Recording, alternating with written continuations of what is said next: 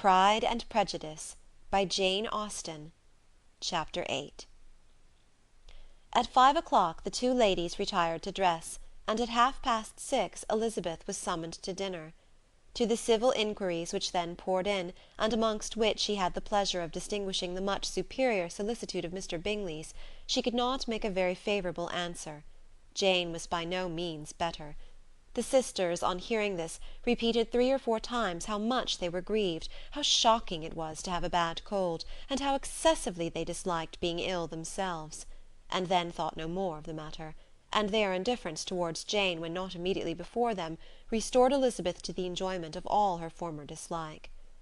Their brother, indeed, was the only one of the party whom she could regard with any complacency. His anxiety for Jane was evident, and his attentions to herself most pleasing, and they prevented her feeling herself so much an intruder as she believed she was considered by the others. She had very little notice from any but him.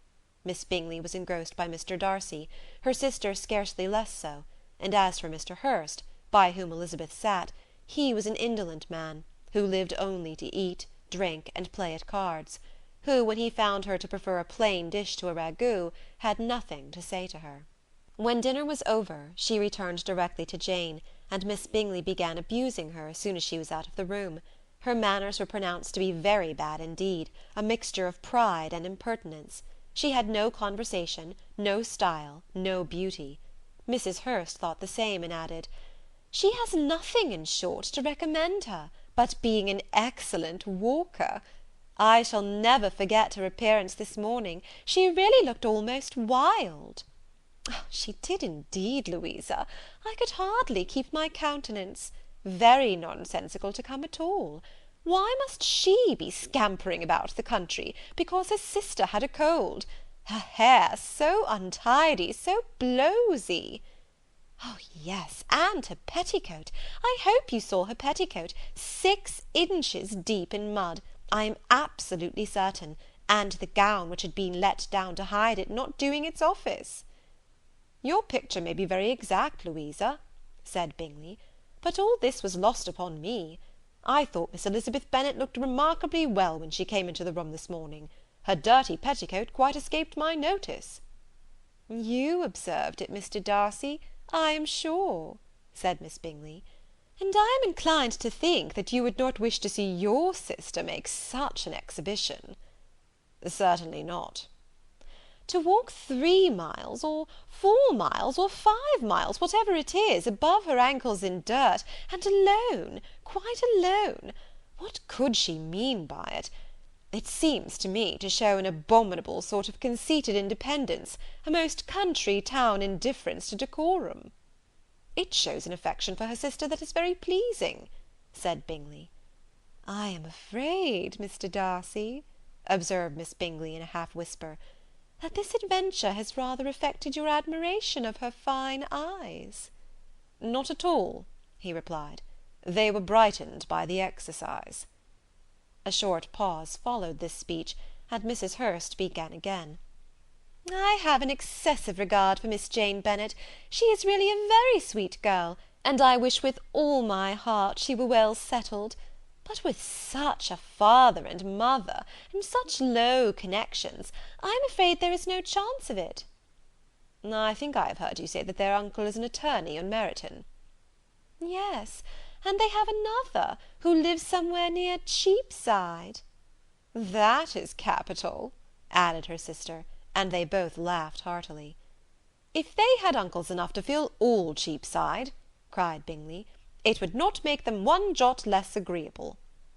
"But it must very materially lessen their chances of marrying men of any consideration in the world," replied Darcy. To this speech Bingley made no answer, but his sisters gave it their hearty assent, and indulged their mirth for some time at the expense of their dear friend's vulgar relations. With a renewal of tenderness, however, they returned to her room on leaving the dining parlour, and sat with her till summoned to coffee. She was still very poorly, and Elizabeth would not quit her at all, till late in the evening, when she had the comfort of seeing her asleep, and when it seemed to her rather right than pleasant that she should go downstairs herself.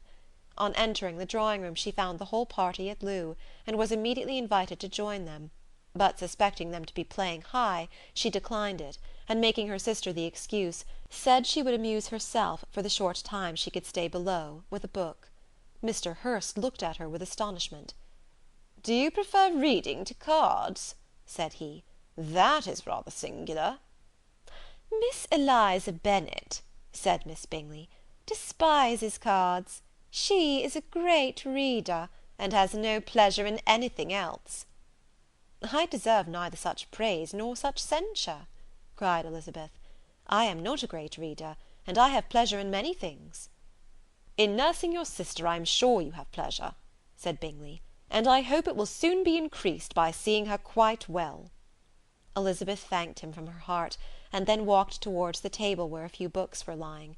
He immediately offered to fetch her others, all that his library afforded. "And I wish my collection were larger for your benefit and my own credit. But I am an idle fellow, and though I have not many, I have more than I ever looked into." Elizabeth assured him that she could suit herself perfectly with those in the room. "I am astonished," said Miss Bingley, "that my father should have left so small a collection of books. What a delightful library you have at Pemberley, Mr. Darcy!" "It ought to be good," he replied. "It has been the work of many generations." "And then you have added so much to it yourself. You are always buying books." "I cannot comprehend the neglect of a family library in such days as these." "Neglect!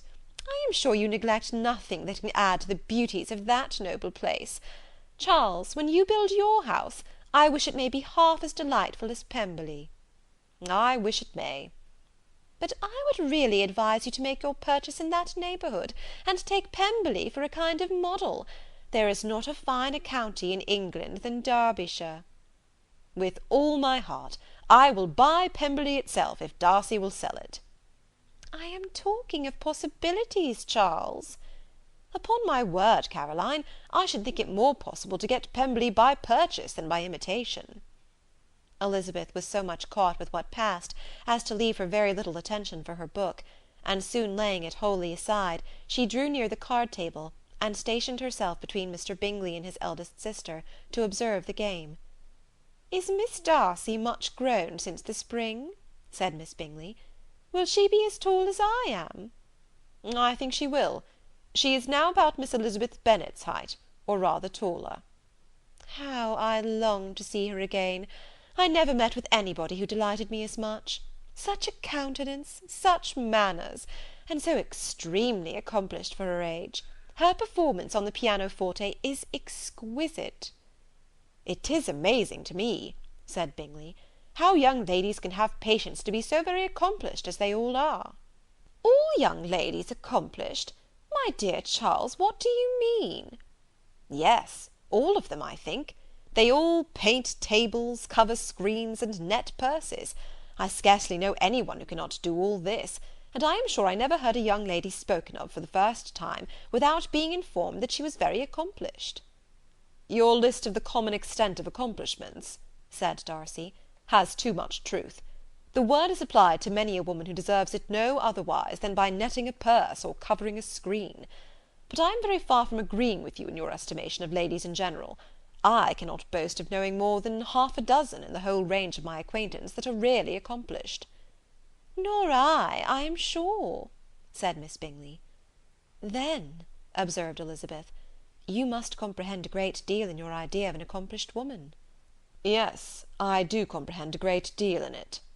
"Oh, certainly," cried his faithful assistant. "No one can really be esteemed accomplished who does not greatly surpass what is usually met with. A woman must have a thorough knowledge of music, singing, drawing, dancing, and the modern languages, to deserve the word. And besides all this, she must possess a certain something in her air and manner of walking, the tone of her voice, her address and expressions, or the word will be but half deserved." "All this she must possess," added Darcy, "and to all this she must yet add something more substantial, in the improvement of her mind by extensive reading." "I am no longer surprised at your knowing only 6 accomplished women. I rather wonder now at your knowing any." "Are you so severe upon your own sex to doubt the possibility of all this?" "I never saw such a woman. I never saw such capacity, and taste, and application, and elegance as you describe united." Mrs. Hurst and Miss Bingley both cried out against the injustice of her implied doubt, and were both protesting that they knew many women who answered this description, when Mr. Hurst called them to order, with bitter complaints of their inattention to what was going forward. As all conversation was thereby at an end, Elizabeth soon afterwards left the room. "Elizabeth Bennet," said Miss Bingley, when the door was closed on her, "is one of those young ladies who seek to recommend themselves to the other sex by undervaluing their own, and with many men, I dare say, it succeeds; but, in my opinion, it is a paltry device, a very mean art." "Undoubtedly," replied Darcy, to whom this remark was chiefly addressed, "there is a meanness in all the arts which ladies sometimes condescend to employ for captivation. Whatever bears affinity to cunning is despicable." Miss Bingley was not so entirely satisfied with this reply as to continue the subject. Elizabeth joined them again, only to say that her sister was worse, and that she could not leave her. Bingley urged Mr. Jones being sent for immediately, while his sisters, convinced that no country advice could be of any service, recommended an express to town for one of the most eminent physicians. This she would not hear of, but she was not so unwilling to comply with their brother's proposal, and it was settled that Mr. Jones should be sent for early in the morning, if Miss Bennet were not decidedly better. Bingley was quite uncomfortable. His sisters declared that they were miserable. They solaced their wretchedness, however, by duets after supper, while he could find no better relief to his feelings than by giving his housekeeper directions that every attention might be paid to the sick lady and her sister.